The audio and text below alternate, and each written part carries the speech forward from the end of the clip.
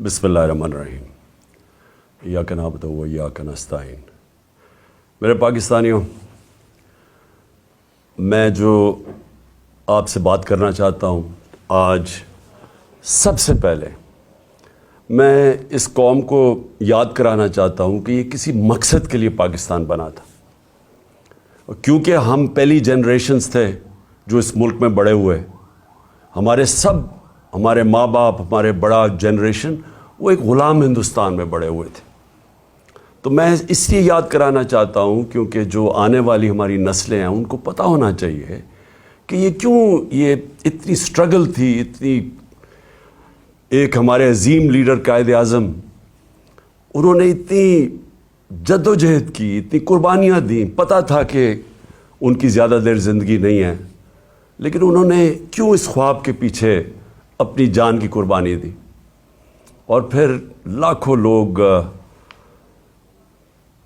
انہوں نے جب پاکستان بنا تو اس وقت اس بارڈر کے اوپر، یہ جدھر میں لاہور میں بیٹھا ہوا ہوں، یہاں اس بارڈر کے اوپر اور سارا جو نیچے پنجاب کا بارڈر تھا، یہاں لاکھوں لوگوں کی قربانیاں تھیں۔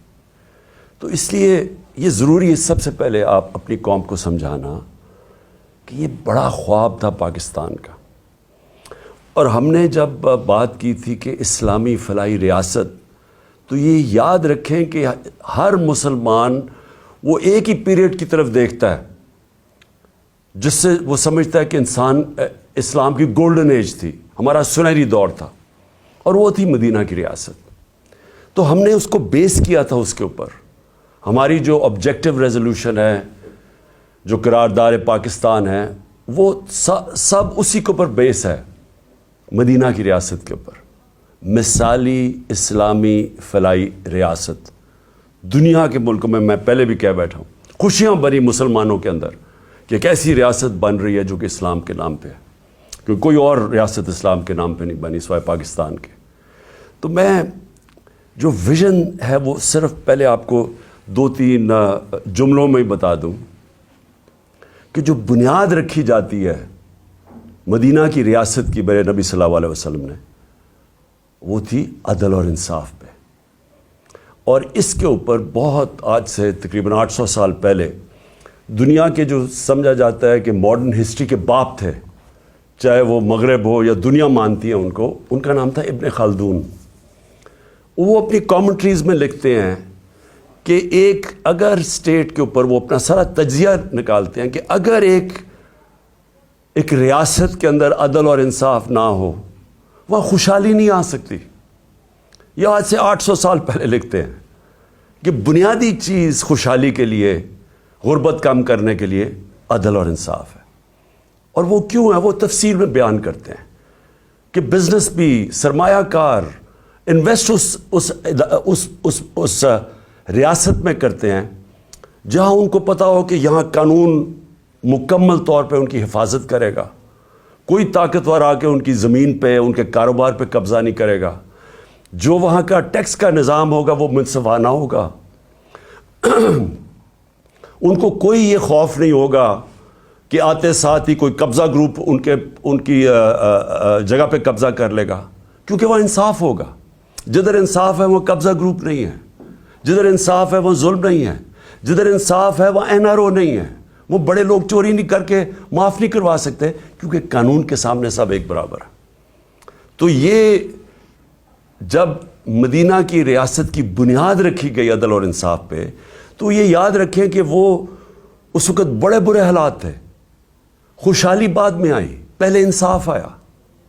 تو آج میں اس لیے اس کے اوپر بات کرنا چاہتا ہوں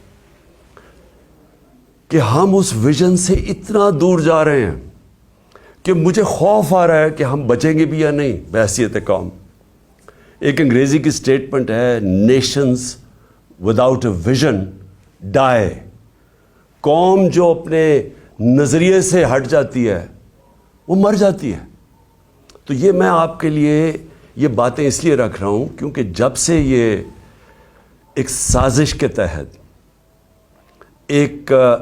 اس ملک کے مجرموں کی حکومت ہمارے اوپر نافذ کی گئی، ذرا ملک کے حالات دیکھ لیں کہ کدھر سے کدھر پہنچ چکے ہیں۔ اور میں اس لیے یہ آپ کے لیے کہہ رہا ہوں کیونکہ اب جس طرف آپ جا رہے ہیں میں آخر میں ادھر آؤں گا کہ اگر ہم بحیثیت قوم، میں اپنی ساری قوم کو، پارٹی کو نہیں کہہ رہا، قوم کو کہہ رہا ہوں کہ اگر آج ہم نہیں جاگیں گے اور ہم جد و جہد نہیں کریں گے، ہم سب ذمہ دار ہوں گے جو جس طرف اب ہم جس رخ پہ نکل چکی ہے۔ سب سے پہلے معیشت آ جائے۔ دیکھیں معیشت جو ہے نا، اس کے اوپر بھی ایک بڑا ضروری ہے، میں جو شروع میں بات کی کہ ادھر بھی انصاف چاہیے ہوتا ہے، رول آف لا چاہیے ہوتا ہے، سرٹنٹی چاہیے ہوتی ہے لوگوں کو۔ یہ جب تک مجھے یہ اعتماد نہیں ہوگا کہ آج جو میں یہ فیکٹری بنا رہا ہوں، میں دکان بنا رہا ہوں، میں پیسے لگا رہا ہوں، اپنی محنت کے سرمایہ کاری کر رہا ہوں، جب تک مجھے یہ نہیں پتہ چلے گا کہ یہ آگے بھی یہی سسٹم رہے گا، جب تک مجھے یہ اعتماد نہیں ہوگا کہ یہ قانون نہیں ایک دم بدل جائے گا، یہ اب سسٹم چلے گا، تب تک میں پیسے نہیں لگاؤں گا۔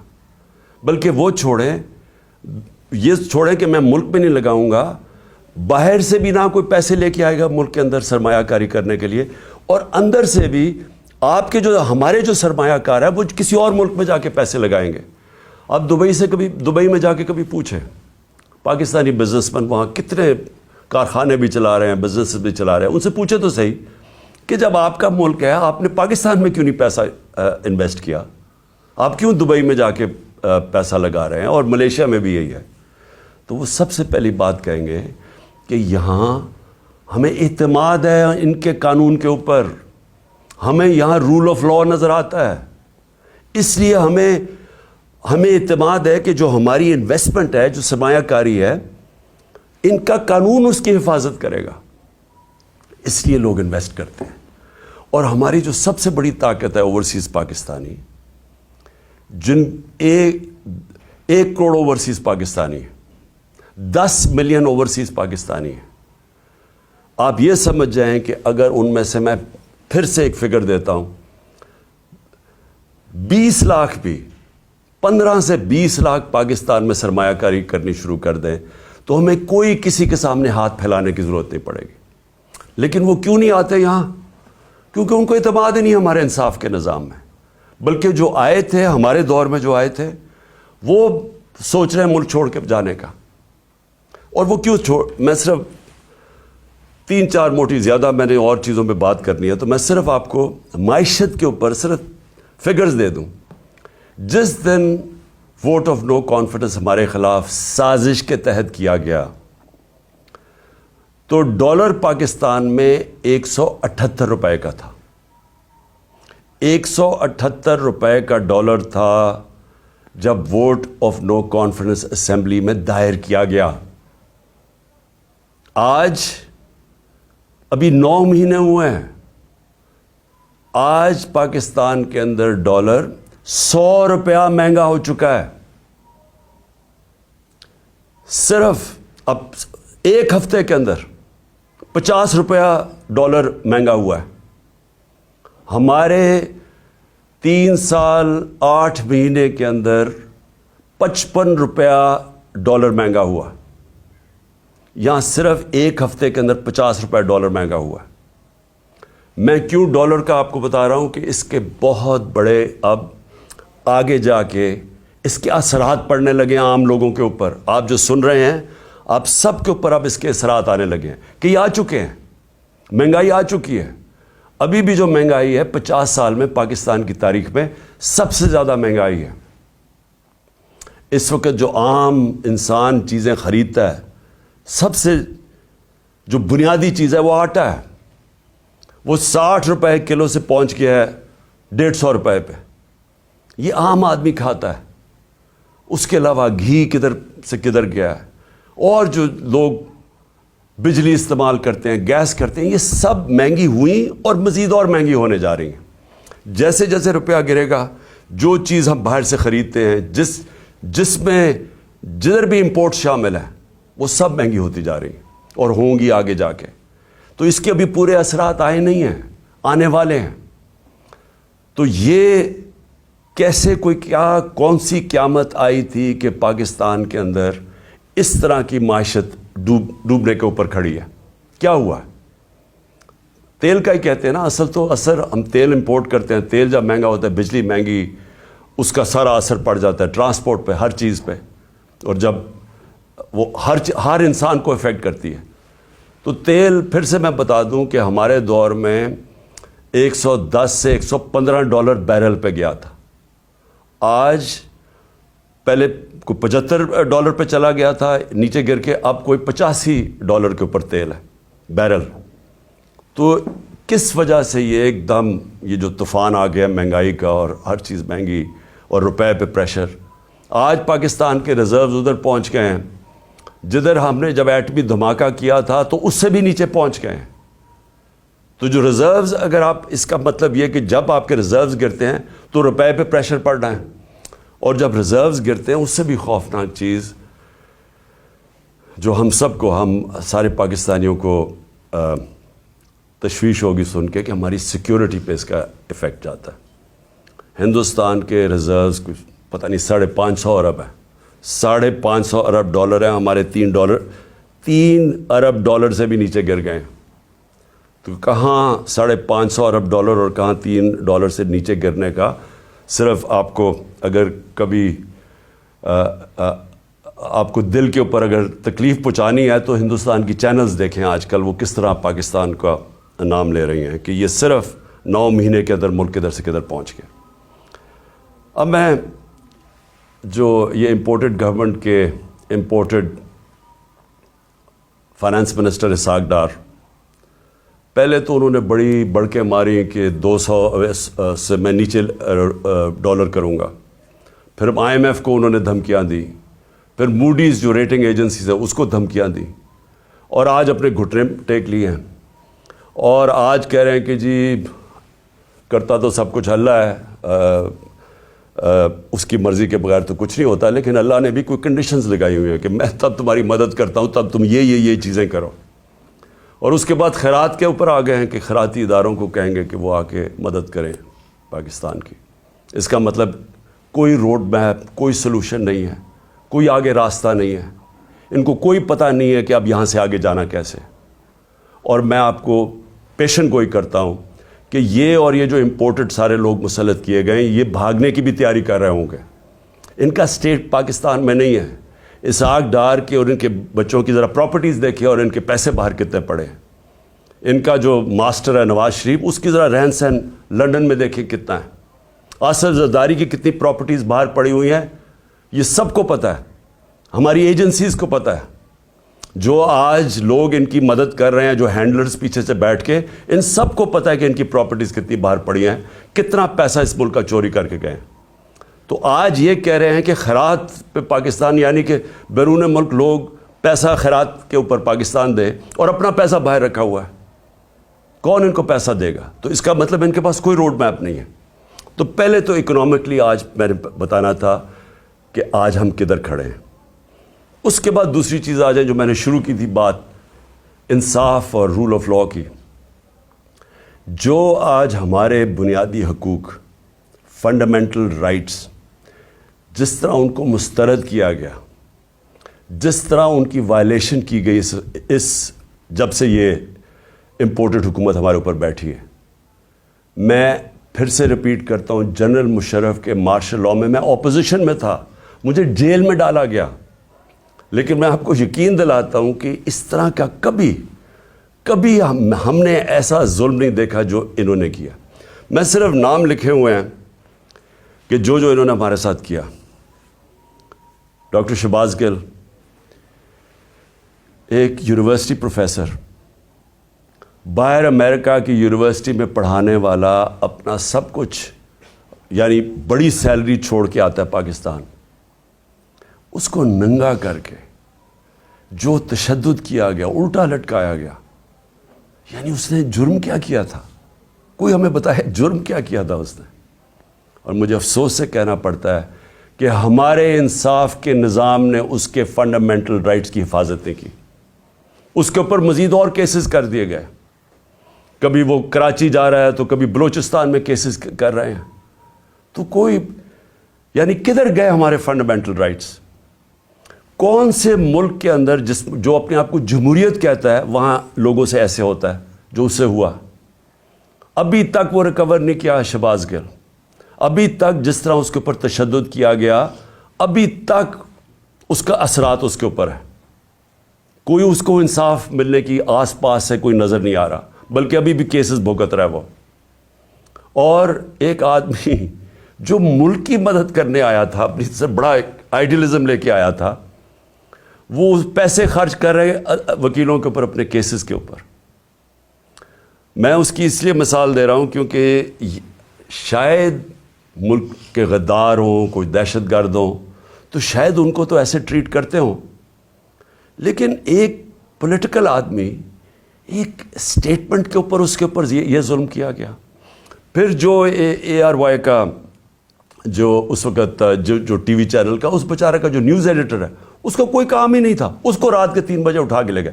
مجھے یہ ایک نہیں سمجھ آتی کہ رات کے 3 بجے کیوں اٹھانے آتے ہیں, کیوں یہ کیا ایک مہذب معاشرے میں ایک وارنٹ نکلتی ہے, آپ گھر پہ جا کے وارنٹ ڈیلیور کریں اور آپ اٹھا لیں ان کو. لیکن صبح کے 3 بجے جا کے سارے گھر میں اندر دروازے توڑ کے اندر گھس جاتے ہیں, وہاں جا کے ان کی عورتیں ہیں, بچے ہیں, ان کے سامنے یہ ظلم کر رہے ہیں. یہ جو اے آر وائی کے جو نیوز ایڈیٹر, ان کے بچوں کے اوپر ابھی تک اثر رہا ہے کہ جو انہوں نے اس طرح کیا. 25 مئی کو جو انہوں نے ہمارے ساتھ کیا, 25 مئی کو لوگوں کے گھروں میں گھسے, 3 بجے تک رات کے لوگوں کے گھروں میں گئے, وہاں اسی طرح دروازے توڑ کے گئے. ایک جو میجر صاحب تھے, ان کے گھر میں جب دروازہ توڑ کے گئے تو انہوں نے گولی چلائی. کسی کو کیا پتا کہ ڈاکو آ گیا, کون آ گیا رات کو, تو وہ بیچارہ سپاہی بیچارہ ایسے مارا گیا بیچ میں. ذمہ داری ان کی تھی جنہوں نے آرڈر کیا, اور اس کو اٹھا کے لے گئے, اور اس کو پھر اس کے اوپر تشدد کیا. اس کے بیٹا, اس کا کوئی قصور ہی نہیں تھا. وہ کہہ رہے ہیں میجر صاحب کہ میں نے گولی چلائی ہے. اس کے بیٹے کو لے گئے, اور اس جو بیٹے کے اوپر تشدد کیا, کتنے مہینے رکھ کے, کدھر گئے فنڈامنٹل رائٹس. اور اس کے بعد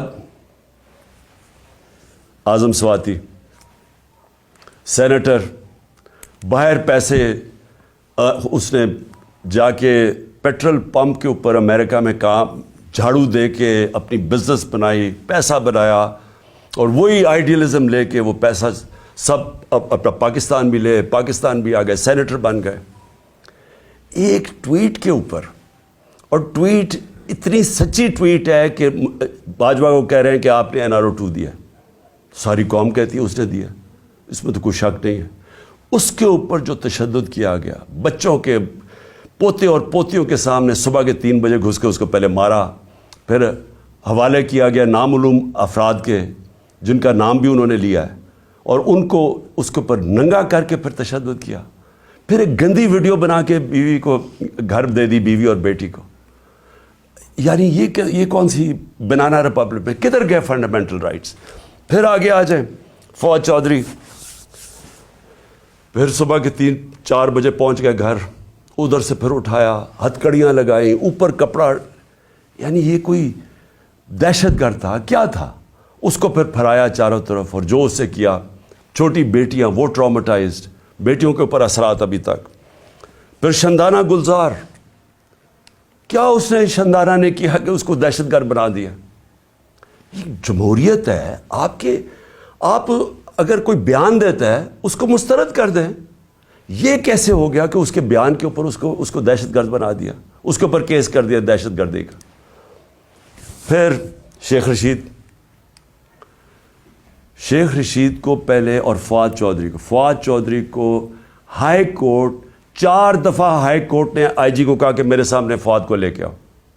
آئی جی نے کوئی پرواہ نہیں کی, کہیں اور سے آرڈر مل رہے تھے, کوئی فکر نہیں کی انہوں نے. اور پھر شیخ رشید بیل دے دیتی ہے عدالت, اسلام آباد ہائی کورٹ, اور کیسز ڈال کے اس کے اوپر کیسز پہ کیسز بنائی جا رہے ہیں, اور اس کو رکھا ہوا ہے. ایک کتنی دفعہ شیخ رشید منسٹر بن چکے ہیں, عمر ان کی 75 سال ہے, رات کو ہتھکڑیاں باندھ کے ان کو کمرے میں رکھا ہے, ان کے اوپر کپڑا ڈالا رکھا ہے. یعنی یہ میں اپنے انصاف کے نظام کو آج پوچھ رہا ہوں, کدھر گئے ہمارے فنڈامنٹل رائٹس. اور پھر میں گنانا چاہتا ہوں, عمران ریاض کو اٹھایا, ہر وہ آدمی جو رجیم چینج کے جو صحافی خلاف ہے، ہر اس آدمی کو سنگل آؤٹ کیا انہوں نے. ہر اس آدمی کے اوپر، جس طرح عمران ریاض کو یہ دوسری دفعہ اٹھا کے لے کے گئے تھے، ارشد شریف کی جو سارے اس ملک کے لیے جو سب سے دردناک کہانی ہے صحافیوں کی تاریخ میں، جو اس سے کیا گیا، ملک سے باہر پر قتل کیا گیا، اس کو شہید کیا گیا. ایاز امیر، سمیع ابراہیم، غلام حسین، جو لوگ رجیم چینج کے خلاف لکھتے تھے، تنقید کرتے تھے، ان ساروں کو باری باری کہیں نہ کہیں ان کو ڈرایا، دھمکایا، اٹھایا گیا.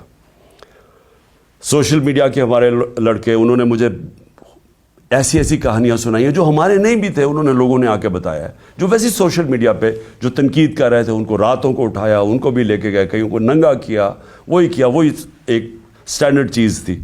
خالد گجر ہمارے ایم این اے کے کینڈیڈیٹ ہیں، ان کے بھائی شبیر گجر ایم پی اے رہ چکے ہیں. کل رات ان کے اوپر پولیس پہنچ کے ان کے گاؤں کے اوپر سراؤنڈ کر دیا، گاڑیاں توڑی وہاں.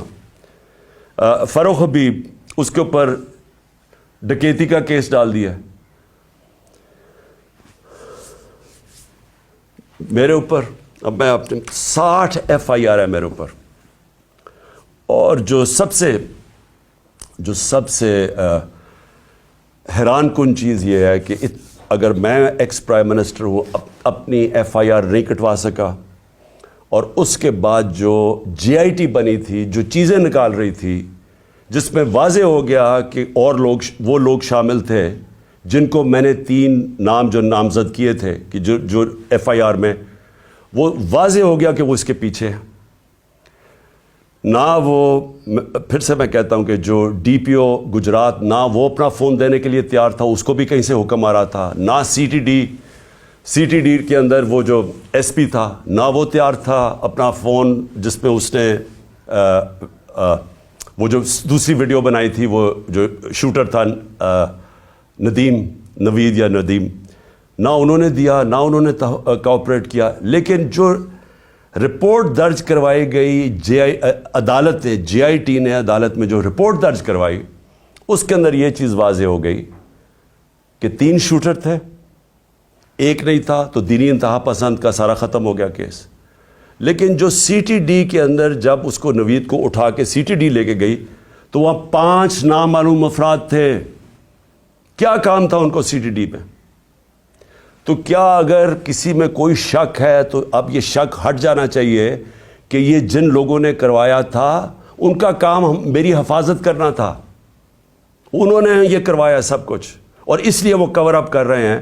کیئر ٹیکر گورنمنٹ کیسے ہو سکتی ہے کہ جے آئی ٹی کی جو پنجاب گورنمنٹ نے نوٹیفائی کی ہوئی جے آئی ٹی، اس کو بند کر دیا، اس کا کام نہیں کرنے دے رہا ہے؟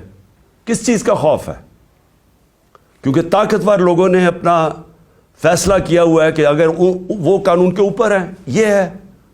اور پھر میں واپس جاتا ہوں کہ یہ سارے جو میں نے آپ کو کیسز اس لیے بتا رہا ہوں کہ یہاں رول آف لا نہیں ہے، یا انصاف ختم کر دیا ہے، یا جنگل کے قانون کی طرف نکل گیا پاکستان. اور کوئی ملک جدھر انصاف اور رول آف لا نہیں ہے، وہاں خوشحالی نہیں آ سکتی. یہ ہم اندھیرے کی طرف لے کے جا رہے ہیں.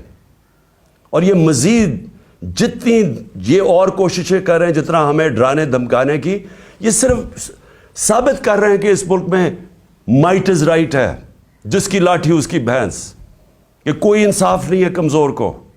یہ ثابت کر رہے ہیں کہ یہ جو لوگ اوپر بٹھائے ہوئے ہیں ہمارے، ان کا صرف مقصد ہی ایک ہے کہ کسی نہ کسی طرح اپوزیشن کو ڈرا دھمکا کے ختم کرو، تاکہ یہ ختم ہو جائے. تو پھر وہ جو میں جس کا نام 12th مین بھی رکھا ہوا ہے، وہ لڑنے سے بھاگا آئے. جب وہ سمجھ جائے کہ اب گراؤنڈ تیار ہو گئی ہے، تو تب وہ آ کے الیکشن جیت کے تو کہے جی دیکھیں بہت بڑا مارکا مارا. یہ صرف گیم پلان ہے. لیکن جو تیسرا میرا پوائنٹ ہے کہ جو پولیٹیکل اس وقت جو ہمارے ملک میں پولیٹیکل انسرٹنٹی ہے، جس کی وجہ سے کبھی بھی معیشت ہماری کبھی بھی وہ استحکام اس میں نہیں آ سکتا جب تک آپ پولیٹیکل سٹیبلٹی نہ لے کے آئیں. تو ہم نے جب فیصلہ کیا، میں نے فیصلہ کیا کہ ہم اپنی 2 گورنمنٹس کو ڈیزالو کرتے ہیں، پختونخوا اور پنجاب کو، تو اس کے پیچھے اپنا ملک کا سوچ رہا تھا. کہ میں نے سوچا کہ اگر ہم، آئین کہتا ہے کہ جیسی آپ اپنی گورنمنٹ ڈیزالو کرتے ہیں جو گورنر ہے اس نے 90 دن کے اندر الیکشن کی ڈیٹ دینی ہے. یہ پاکستان کا آئین ہے. میں نے وہ آئین سوچ کے اپنی گورنمنٹس کو ڈیزالو کیا تھا, اور مجھے تب لوگ کہتے گئے ہمارے کہ یہ نہیں کریں گے, کہ یہ جو طاقتور لوگ ہیں یہ نہیں ہونے دیں گے. اور انہوں نے پوری پہلے کوشش کی کہ کسی نہ کسی طرح ہمیں پنجاب میں کانفیڈنس ووٹ نہ ملے, پھر کہ ہم ڈیزالو نہ کر سکے تھے, ڈرایا دھمکایا, یہاں آ کے بیٹھ گئے وہ طاقتور ہینڈلرز, اور انہوں نے پوری کوشش کی. لیکن اللہ ایک پلان اوپر والے کا بھی ہوتا ہے نا, وہ کامیاب ہو گیا. ہمیں 186 ووٹ مل کے, اور ہم نے اپنی گورنمنٹ, جب کانفیڈنس مل گیا ووٹ, ہم نے اپنی گورنمنٹ ڈیزالو کر دی. اب یہ سارا ملک اب تماشا دیکھ رہا ہے کہ ابھی تک 18 دن ہو گئے ہیں, دونوں گورنرز نے ڈیٹ نہیں دی الیکشن کی, اور یہ جیسے ہی 90 دن ختم ہوں گے تو ساری قوم سمجھ جائے کہ اس کے بعد یہ آرٹیکل 6 لگے گا ہر کوئی جو گورنمنٹ میں بیٹھا ہوگا, کیونکہ وہ بالکل جو بھی گورنمنٹس ہوں گے ایلیگل ہو جائیں گی, وہ آئین کے خلاف ہو جائے گی. اور جو بھی یہ کوشش کر رہا ہے کہ کسی طرح اس کو آگے کھینچا جائے, اور وہ ہمیں پتہ ہے کون کوشش کر رہے ہیں. ایک تو یہ جو امپورٹڈ ڈاکو بیٹھے ہوئے ہیں ہمارے اوپر, یہ خوف زدہ الیکشن سے, ان کو پتہ ہے کہ الیکشن میں یہ جیت نہیں سکتے, اور انہوں نے تیاری کی ہوئی تھی کہ جتنا ٹائم گزرتا رہے گا اس کے اندر یہی حربے استعمال کر کے ہمیں کمزور کرتے جائیں گے, FIRs کاٹتے جائیں گے. عمران خان کی جیل کی پلان کیا ہوا ہے کہ اس کو جیل میں ڈالیں گے, اور پھر ہمارے جو سینئر لوگ ہیں ان کو اسی طرح ہراساں کرتے جائیں گے, جو بولنے والا ہوگا اس کا منہ بند کرنے کی کوشش کریں گے. تو یہ ان کا پلان تھا کہ یہ آہستہ آہستہ جب بالکل ہم کمزور ہو جائیں گے تو تب پھر یہ الیکشن کی کوئی ڈیٹ دیں گے. لیکن ہم نے یہ جو اپنی گورنمنٹ ڈیزالو کر کے اب سارا پاکستان آج پاکستان کی عدلیہ کی طرف دیکھ رہا ہے, اور میں یہ امید رکھتا ہوں کہ ہماری عدلیہ آئین کے ساتھ کھڑی ہوگی, کیونکہ اگر یہ 90 دن سے اوپر جاتا ہے تو یہ پاکستان کے آئین نہیں, پاکستان کے رول آف لاء نہیں, یہ ساری پاکستان کی جمہوریت اس وقت ختم ہو جاتی ہے. اس کا مطلب جمہوریت نہیں ہے یہاں, کیونکہ جمہوریت تو چلتی ہے آئین کے اوپر. تو لہٰذا یہ اب سارا قوم تماشا دیکھ رہی ہے کہ کیا 90 دن میں الیکشن ہوگا یا نہیں ہوگا. میں ابھی آپ کو کہہ رہا ہوں کہ یہ جو امپورٹڈ حکومت ہے یہ اتنی خوفزدہ الیکشن ہے, کیونکہ انہوں نے پوری کوشش کی سب کو ملا کے, جو 16 جولائی کو الیکشن ہوئے تھے بائی الیکشنز پنجاب میں, اس کے باوجود ہار گئے. پھر اس کے بعد ساری جماعتیں ایک ٹکٹ پہ لڑی, پھر ہار گئی, وہ جو اگلا اکتوبر میں الیکشن ہوا تھا. تو یہ ڈرے ہوئے ہیں الیکشن سے, تو یہ الیکشن سے ڈرے ہوئے ہیں, ملک تباہی کی طرف لے کے جا رہے ہیں. روڈ میپ ہے کوئی نہیں, کوئی چیز کنٹرول میں ان کے نہیں ہے, صرف اور صرف اس ڈر سے کہ الیکشن نہ ہار جائیں. ان کو کوئی فکر نہیں ہے کہ ملک برباد ہو جائے, کیونکہ ان کے پیسے باہر پڑے ہوئے ہیں, ان کا پاکستان میں سٹیک ہی کوئی نہیں ہے. انہوں نے پھر سے میں کہہ رہا ہوں یہ پھر باہر بھاگیں گے. لیکن اس جو ملک میں رہنے والے لوگ ہیں ان سب کو تو سوچنا چاہیے نا کہ ہم کدھر جا رہے ہیں, اور ان کو فکر کرنی چاہیے, ہم سب کو فکر کرنی چاہیے کہ اگر یہ ملک نہیں ہے تو ہم نہیں ہیں. اور اگر جس طرح معیشت تباہ ہوتی جا رہی ہے تو سب سے پہلے تو ہماری ساورنٹی جا رہی ہے, آزادی ہماری جائے گی, اور جو ہم پہلے سے کہہ بیٹھے ہیں. تو میں آخر میں میں ختم کرنے سے پہلے میں یہ جو دہشت گردی ہوئی, دہشت گردی کو بھی پوری کوشش کی گئی کہ کسی نہ کسی طرح اس سے سیاسی فائدہ اٹھایا جائے. میں یہ شہباز شریف کے سامنے رکھنا چاہتا ہوں, کیونکہ شہباز شریف کو کوئی یا تو یاداشت ختم ہو گئی ہے یا پریشر میں آ کے ان کو چیزیں نہیں یاد, تو انہوں نے کہا جی کے پی نے پیسہ نہیں خرچ کیا یا کچھ نہیں کیا یا کے پی ذمہ دار ہے. میں صرف آپ کو بتانا چاہتا ہوں کہ پختونخوا میں 2013 میں جب ہماری حکومت آئی تھی تو تقریباً 700 پولیس والوں نے شہادتیں دے چکے تھے. پولیس ڈیمورلائز تھی, پولیس کے حالات برے تھے اس وقت, کیونکہ پولیس اپنے آپ کو ڈیفینڈ کر رہی تھی, لوگوں کو کیسے ڈیفینڈ کرتی. اور سب سے زیادہ جو قربانی دی وہ پختونخوا اور اب جو قبائلی علاقہ اس کا حصہ بن گیا ہے, قبائلی علاقے کے لوگوں میں سب سے زیادہ قربانی, اور اس کے بعد پختونخوا کے لوگوں نے سب سے زیادہ وار آن ٹیرر میں قربانی دی تھی. اس لیے کل وہ اتنی تعداد میں نکلے ہیں امن مارچ میں، کیونکہ ان کو خوف ہے کہ پھر سے آپریشن شروع ہوا تو پھر جس وقت آپریشن ہوگا تو اس میں بے قصور شہری مارے جاتے ہیں جس طرح پہلے وہ مارے گئے تھے. تو اس لیے ان کو خوف آ رہا ہے کہ کسی طرح یہ امن ہو وہاں، یہ پھر سے آپریشنز نہ شروع ہو جائیں. لیکن جب شہباز شریف نے کہا نا کہ ہم نے کوئی توجہ نہیں دی، تو میں ذرا صرف آپ کو فگرز بتانا چاہتا ہوں. 9 سال، اور مجھے اس چیز کا فخر ہے کہ ہم جب 2013 کے اوپر آئے تو صرف آپ گراف دیکھ لیں دہشت گردی کا، اس سے پہلے دیکھ لیں اور اس کے بعد سارا دہشت گردی نیچے آئی، اور وہ نیچے آئی میں بتاؤں گا کیوں آئی. اور ہم جب فیڈرل گورنمنٹ میں تھے تو کیوں نہیں اس طرح کی دہشت گردی تھی. تب ہم ذمہ داری تب لیتے ہیں جب ہم گورنمنٹ میں بیٹھے ہوئے تھے. جب گورنمنٹ سے 9 مہینے نکل چکے ہیں، ذمہ داری آپ کی ہے، نااہلی آپ کی ہے. پختونخوا نے 9 سالوں میں 2013 کے بعد 600 ارب روپیہ خرچ کیا سیکیورٹی کے اوپر. اس سے پہلے ٹریننگ کا ایک پولیس کا سکول تھا.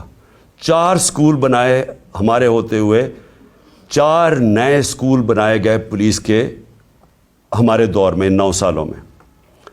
اس سے سب سے امپورٹنٹ چیز کہ ایلیٹ ٹریننگ سکول بنایا نوشہرہ میں کہ ایلیٹ پولیس اس کی ٹریننگ کی جائے. اسپیشل کامبیٹ فورس بنائی گئی جس کا صرف مقصد تھا کہ دہشت گردی کے لیے ان کو ٹرین کیا جائے.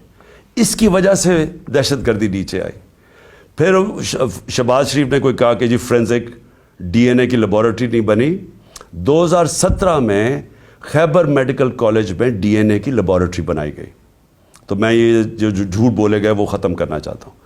پھر اس نے کہا کہ فاٹا کا جو بجٹ ہے اس میں سارے صوبے کنٹریبیوٹ کر رہے تھے. جب فاٹا کا مرجر ہوا تو سب نے فیصلہ کیا کہ ہاں ہم پیسے دیں گے تاکہ فاٹا جب حصہ بنا پختونخوا کا تو اس کو آرام سے ابزارب کرنے کے لیے یہ فیصلہ ہوا تھا. میں آپ کو صرف 2 صوبوں نے پیسے دیے تھے. وہ جو کمٹمنٹ کی تھی کہ 4 صوبے اپنے NFC وارڈ سے پیسے دیں گے، صرف 2 صوبوں نے دی. پختونخوا نے خود دیے اور دوسرا پنجاب نے دیا. باقی 2 صوبوں سے پیسہ نہیں آیا وہاں. اور جب ہمارے دور میں ہم نے 55 ارب روپیہ ہر سال ہم نے ایلوکیٹ کیا تھا فاٹا کے لیے تاکہ وہاں ڈیولپمنٹ ہو اور وہ مرج کر جائے آرام سے. جب سے پی ڈی ایم آئی ہے 55 ارب سے صرف 5 ارب روپیہ دیا گیا ہے پختونخوا کی حکومت میں. تو میں یہ صرف کریکٹ کرنا چاہتا تھا کہ یہ ذرا جھوٹ بولے گئے تھے.